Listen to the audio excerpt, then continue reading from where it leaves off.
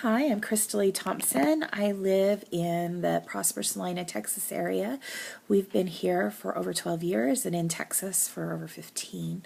I've been married for over 20 years. We have 3 children, 2 boys and a girl. 2 of them live at home, and then 1 goes back and forth between home and apartments. I'm in my last semester of school and I graduate in July.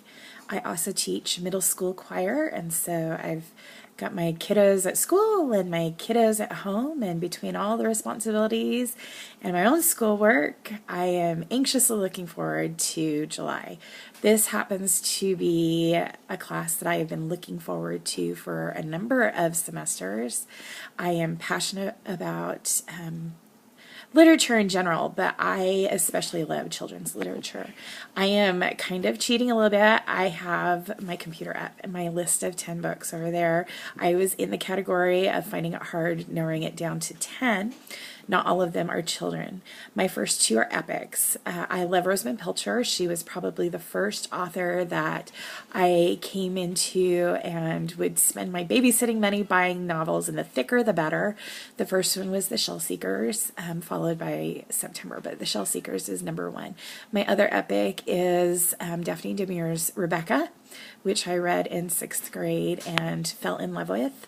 That I was just looking for as thick a book as I could find, and that was the one on the shelf that caught my eyes. And as an adult, I now wonder why it was in my elementary school library, but nevertheless it was. As far as children literature goes, that was difficult to narrow down.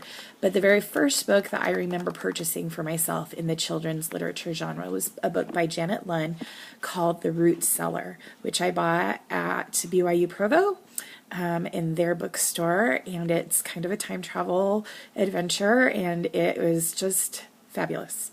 The next one was actually read to me first, probably as a 3-year-old, was Frances Hodgson Burnett's The Secret Garden, along with A Little Princess. But The Secret Garden has always been my favorite.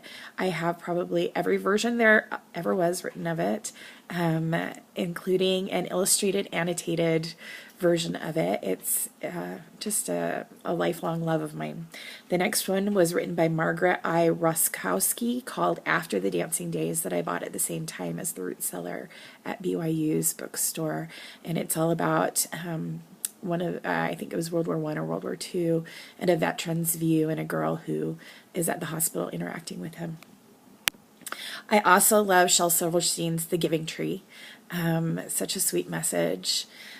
As far as young adult go, I got into young adult as, well, a child. Lois Duncan's Locked in Time has always been my favorite, and it's another time travel one. I don't know why. I must be just enamored with time traveling.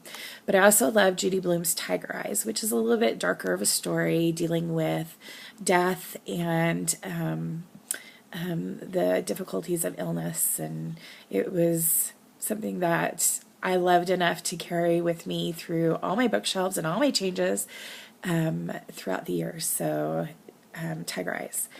Then I'm not as much of a fantasy fan when I was younger as I am now, but when I was 19, I was in Peru working, and while I was there, someone gave me Robin McKinley's Deerskin. And it was something that I opened and didn't shut until it was over. I loved it. It has a little bit more graphic material dealing with rape and incest, but the story is phenomenal. And then I love kind of philosophical books. I love just about anything that Max Lucado writes. And the first one that I read of his that really meant a lot to me was called Traveling Light. That is based on, I think it's the 23rd Psalm. Anyway, those are my 10. I am excited to be in this class. I've already done the majority of the reading just because I have another literature class and 2 law classes as well as a different one. So there's a lot of reading this semester. So I started early for this class because it's my favorite. And I'm excited to meet you all.